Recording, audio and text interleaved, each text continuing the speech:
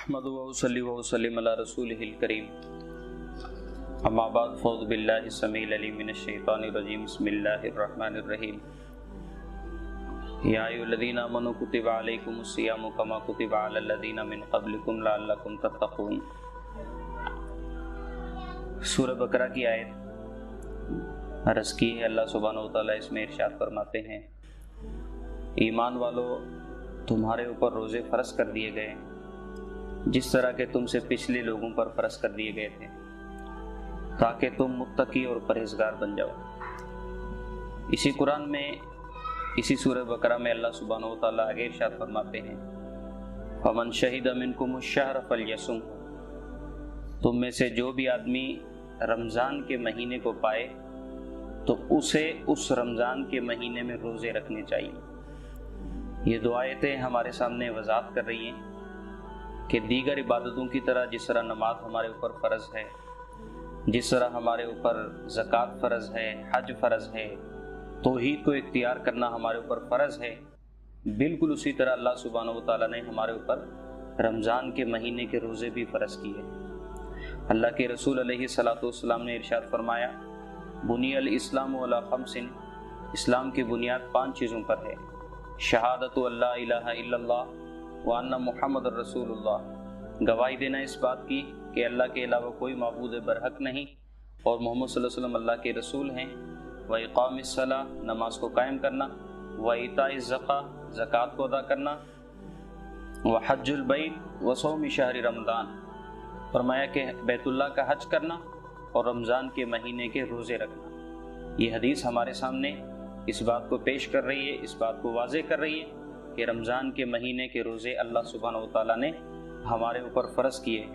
अल्लाह के रसूल अलैहिस्सलातु वस्सलाम के पास अहले नजद में से एक आदमी आया था और उसने आकर अल्लाह के रसूल अलैहिस्सलातु वस्सलाम से इस्लाम के बारे में डिस्कस की, इस्लाम के हवाले से कुछ सवाल व जवाब किए। आप अलैहिस्सलातु वस्सलाम ने उसको इस्लाम की जब डिटेल समझाई, जब तफसील समझाई, तो आप अलैहिस्सलातु वस्सलाम ने उसको ये भी इरशाद फरमाया कि अल्लाह सुब्हानहु व तआला ने तुम्हारे ऊपर रमज़ान के महीने के रोज़े फ़र्ज़ किए हैं और ये रमज़ान के महीने के रोज़े बगैर शरई उज़र के आपने छोड़ने नहीं हैं, बगैर शरई उज़र के इनसे आपने रुख़्सत नहीं लेनी। हाँ, इनसे हटकर अगर आप नफली रोज़े रखना चाहें तो वो आपकी अपनी मर्ज़ी है। ये हदीस भी हमारे सामने इस बात को वाज़े कर रही है कि अल्लाह सुब्हानहु व तआला ने हमारे ऊपर नमाज, ज़कात, हज वगैरह की तरह अल्लाह सुब्हानहु व तआला ने रमज़ान के महीने के रोज़े हमारे ऊपर फ़र्ज़ किए हैं। और फ़र्ज़ का मतलब होता है कि उसको कमा हक़्क़ुहु, जिस तरह अल्लाह सुब्हानहु व तआला ने हुक्म दिया है उसको बजा लाना।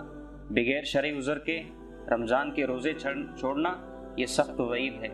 अल्लाह के रसूल अलैहिस्सलातु वस्सलाम ने फरमाया कि बिला वजह बगैर उज़र के आदमी अगर एक रोज़ा छोड़ता है तो वो आदमी अगर पूरा ज़माने का मतलब है, अगर किसी की ज़िंदगी 60 साल है तो पूरे 60 साल, किसी की 40 साल है तो पूरे 40 साल वो रोज़े रखे, एक रोज़ा बिना उज़र छोड़ने का वो कफ़ारा नहीं हो सकता, अदायगी नहीं हो सकती।